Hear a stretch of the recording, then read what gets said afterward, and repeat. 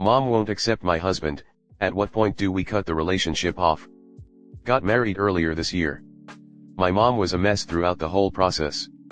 Thought maybe now that the wedding was done things would be better? No. And now I'm worried they will never be better. Okay, this is a really long story. Met my 26F husband, 26M, when I was 23, we got engaged plus married when I was 25. I was pretty certain this was the man I was going to marry from 6 months in. The relationship was very intentional from there on out. My dad and siblings got along well with my husband. He got along with my friends, I got along with his. We both are established in our careers. On the same page with values, life goals, faith, etc. Essentially, we knew what we were doing when we made the decision to get married. Relevant for later. My mom has strongly disliked him from the beginning. 3 months in she sat me down and said, "I don't think he's the one for you." Her specific reason in this case was due to his T1 diabetes. I told her I'd take her advice into consideration, but ultimately who I date is my decision. Relevant info, she has done this with every single guy I've ever dated. They have some critical flaw which makes them not the one, until after we've broken up and I'm dating someone else and all of a sudden it's, "Why don't you get back with so and so?" I loved him. Ask any one of my exes, she made it very clear she did not love them. So, while I did seriously consider the things she said, as she's my mother and I want to respect plus honor her, I ultimately did not see her reasons as good enough to end the relationship. Fast forward 2 years. 5 months before we get engaged I learn we are getting engaged because he didn't know my ring size. So that gave me 5 serious months to really think about my answer before he actually proposed. The weekend of the proposal, a mess lol. My husband texts my father asking if they can meet to discuss a topic other than me. My dad texts me and asks, "Is this really about non-relevant topic or is he going to ask me what I think he's going to ask me?" Night of the meeting, my mom finds out my dad is going to meet with my now husband. She freaks out and demands my dad turn around and go home. My dad called me that night to ask, "Are you sure this conversation is about getting engaged? Because if not, I don't want to fight with your mom over this. If it is, I'll make it happen." And he did. So my husband asked my dad for his blessing and he explicitly gave it. Relevant later. We got engaged the following Sunday. My dad asked that I take my mom out to dinner alone to break the news to her. So I did. She was not happy. She said she was blindsided, didn't know I was even thinking about getting married, despite me talking pretty openly about it for 2 years, etc. But then, she started saying the most uncharitable things possible about my husband. She said he was a creep, controlling, doesn't have a real job, is angry, no social skills, and I'm going to end up being his nurse someday and we'll never have kids. I would like to stress that none of these things line up with the actual character of my husband. I've dated controlling guys before, my husband is absolutely not one. Also, he's literally an engineer who makes more dollar than me, we are both engineers. I knew what I was taking on with the T1D. Even if he was perfectly healthy, there's the risk of serious illness in the future. I married him because I love him and want to be there for him regardless of the circumstance. For whatever reason, my mom's claim set off a defensiveness in me, though. She's been highly critical of me and my personality. I'm a little more introverted, had hobbies she thought were weird as a younger child, and struggled with making friends as a kid because of shyness. Some part of my brain still thinks that whatever she says about me must be the reality, even though as an adult I've come to see that isn't true. It still sets me off when she starts attacking me or the people I care about, and I start to doubt myself. The whole engagement period went on like this. The accusations and slander of my husband to her friends got worse and worse. She never said anything to his face though. He was also extremely kind to her, even though he knew what was being said behind his back. We got into counseling with our pastor, both for general premarital stuff and also for help in dealing with my mom. That helped a lot. My pastor suggested a meeting with himself, my parents' pastor, my parents, and my husband and I. My mom didn't want to do this. Why? Because she didn't want my husband to be there. She considered this a case of a rebellious prodigal daughter and that we needed to go as a family to counseling without my husband there, because if my husband was there she couldn't speak openly. Counseling as a family never ended up happening because I wasn't doing that. She wanted a chance to make accusations about someone who wasn't there to defend himself and to tear me down without someone there to stand up to her. She also created a narrative in her head that they just wanted me to slow down and not rush into a marriage with someone I didn't really know, and that I was disrespecting my parents who could see red flags that I couldn't see, but I don't care because I don't honor my father or mother. Notice the my parents part. Yeah, so my dad wouldn't stand up for my husband and I. Why? Because my mom threatened to divorce him. She thinks that my dad giving my husband his blessing was an act of disrespect against her, and that if my dad would dare do that, she can't be married to him anymore. The same woman using the Bible to say I need to do absolutely everything she says, my dad's opinion was irrelevant, was trying to justify divorcing my dad on unbiblical grounds. So my dad told my mom that he said, I told him they were adults and didn't need my blessing. Which yes. He did tell my husband that. Followed by, but you have it anyway. My mom's story, my husband tricked my dad into meeting him and then backed him into a corner and threw the "Can I have your blessing to marry your daughter?" on my unsuspecting dad, and my dad is too scared of people and couldn't tell him no. I've grown up hearing her talk pretty awfully about my dad. She makes fun of his hobbies, his personality, etc. And my dad's not perfect. He has been kind of deceitful towards her to avoid her getting upset with him. There is no infidelity or anything like that, my dad hardly leaves the house. I've talked to my dad privately about this. Asked him to stand up to her. He says he feels he's in a situation where he has to choose between his wife and his daughter, and so he said we should know he supports us but he wouldn't jeopardize his marriage over it. Fine. Here's the part where I may have made a mistake. We decided to have a short engagement. I didn't want to deal months and months of my mom trying to end my relationship. I'd already been planning and saving for the wedding for 5 months, and I wanted a springtime wedding. I was sure in my decision to marry my husband when I said yes to the proposal.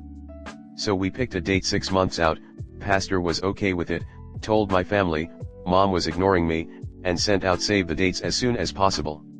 A whole month after the date was sent out, my mom decides she would consider the possibility of marriage if we picked a date 5 to 6 months later than the one we had picked, so we could get in serious Christian counseling. We were in counseling, with our ordained LCMS pastor, but that wasn't serious to her. This devastated me at the time. I knew this was manipulative.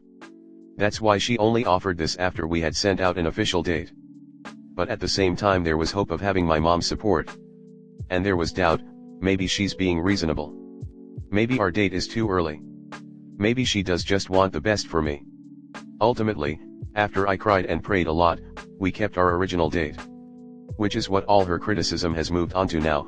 I was being reasonable, I just didn't want you to rush into a marriage. You couldn't listen to me and just wait 5 more months. She ended up helping us out with some wedding things, which was nice. There were lots of ups and downs of maybe this is okay, just to come crashing down a few days later. But ultimately the wedding day came and went. Found out later she blames me for making her help because she was guilt-tripped. I asked my family for nothing. I had saved enough to pay for the wedding on my own. The guilt trip she experienced ending up coming from her own circle of friends, who I don't even know. I have hung out with my family a handful of times since we got back from our honeymoon. Things seemed fine. I thought maybe it was going to be okay now. Until she got me alone this weekend. And all the bitterness came back out. For like 3 hours since I was stuck with her while my car was in the shop. 3 hours of, God isn't going to bless your marriage because you did it against your parents' will. Your pastor is not a Christian and is a joke because he doesn't respect the authority of parents. He knew we had my dad's blessing, but of course I can't tell her that because my dad's lie will definitely end their marriage. He took the situation extremely seriously, by the way. He thought the fact that one parent objected so strongly was an issue and wanted to be sure she was being unreasonable before he was willing to officiate. The same general slander against my husband's character, even though it's becoming more and more obvious that she has nothing of substance to point to. Slandering me, you have a weak personality, you were desperate, you've always been a little off and clingy, you only care about getting your own way, you just had to be married, you're rebellious, your church is a cult, no, not my church specifically, the entire LCMS, your workplace is a cult, your friends are a cult, i.e. everything that I have in my life that isn't her is a cult, aha. You probably won't ever have kids, because of husband's T1D, which I don't think is true. But infertility has been a weird fear of mine since I was like 12, so it sucks hearing that over and over again. You're a fake Christian because you don't honor your mother and father. Your husband isn't a Christian. She doesn't consider my husband a part of her family and doesn't want him to be. She keeps saying, I hope this comes back to get your pastor. I hope his daughter runs off with a creep against his will someday. Hopefully it's pretty clear that her issue here is not actually with my husband. It's an issue she has with me. I'd been living on my own for about 3 years, not including college, so away from them for 7 years. But she always hoped I'd end up moving home. She saw the fact that I didn't live at home as spitting in my parents' face because clearly I despised them and wanted nothing to do with them. Even though I go and stay with them for every birthday, holiday, and lots of random weekends. To her, every decision I've ever made that she disagrees with is because I was directly rebelling against her. My sister, 24F, has no driver's license and still lives at home. She tried to move out but couldn't stand up to the attacks of, you hate your parents, you are dishonoring us, God won't bless you if you go against us and move out, you won't be able to manage living on your own, etc. Notice my mom always says us, but my dad is pretty conflict avoidant and just goes along with what she says. He usually doesn't agree, and has helped us out behind her back often. Dishonest. Yes. But I have a really hard time being mad at my dad because of it. So, anyway, with my marriage, any hope of me moving back home, being back under her control, and us, my 2 sisters and my parents, being a big happy family again like we used to be. That's genuinely why I think she lashed out so badly. Starting with my husband and now lashing out at my friends, my workplace, my church, and my pastor. But I'm married now. And my husband doesn't deserve to be forced to put up with this just because she's my family, right? But I don't know how to explain this to her because in her mind she is firmly still the victim. My husband deserves at minimum an apology from her. But how do you even approach that when she can't see that she's done anything wrong? I don't think she's ever admitted that she's done anything wrong against either me or my sisters in our entire lives.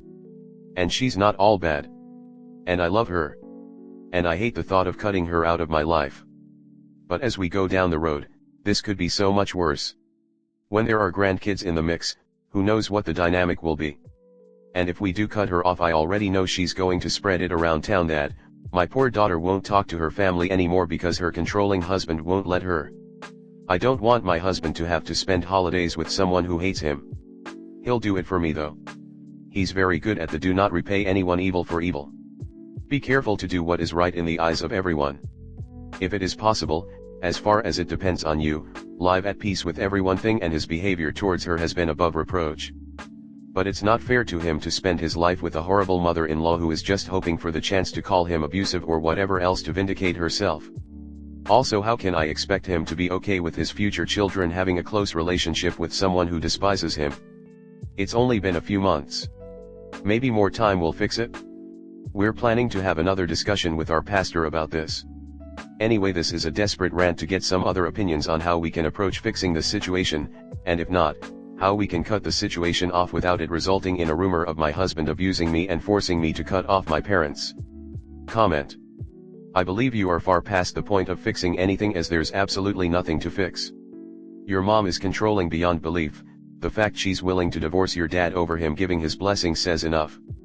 My husband's mother is similar, slanders us both at every opportunity, claims she'll be removing him from her will, making up false stories, the list goes on. Eventually my husband was sick of it, and made the choice on his own to go NC, or VVLC when relevant or necessary. Just because she's your mother doesn't mean you owe her anything. My husband also says he only loves her because she's his mom, but it doesn't go beyond that. You don't owe her your peace, and you certainly don't owe your husband's to her. I'm an only child and have always told my parents if you ever spoke of my husband the way his mom speaks of me, I would walk away and never talk to you again. I say walk away. At least for now. Seek counseling on your own, maybe entertain the idea of a non-religious therapist. You can get a lot of perspective from an outside source and it helps you learn how to set firm boundaries. I say this all as the person in the same situation as your husband's. My mill bashes me every opportunity she gets and we are zero contact with her. Our peace and our marriage is so much better for it. You are so far past the point where she should have been cut off that if you look behind, you can't even see it anymore. Normally, I would make a sounds-like statement here, but I'm just going to say outright, your mother is a narcissist, and her behavior smells sociopathic. She is everything I hate about religion. Your father would be so much better off if this dreadful woman divorced him, But that's his problem. Your sister, on the other hand, is not beyond saving. She seriously needs therapy. With a real therapist, not a pastor. Perhaps you could help encourage her in that direction. If not, well, she is an adult, even if she is being held in an unnatural adolescence and is therefore responsible for her own life. I grew up Christian, Roman Catholic, and as such went to parochial school. If you want to get all scripture about it, which according to your posts you seem to be fervently Christian, your first duty is to your partner as soon as you marry, as I've been taught by my Jesuit school teachers. If you're not prioritizing your chosen family over your mom, your chosen family will suffer. It's up to you who you want to prioritize, but in this case, the parties are at complete odds, and as such you won't be able to have one happily with the other still in your life, and that's all due to your mom's selfish, controlling tendencies. If I was you, I'd kick her from my life in favor of the married partner. I'll just give you what my rabbi told me about my toxic mother: sometimes honoring your parents means staying away from them. Why? Because you are your parents' creation. To take care of yourself by staying away, avoiding arguing with them, and keeping mentally healthy, when they are clearly not, would therefore be honoring them.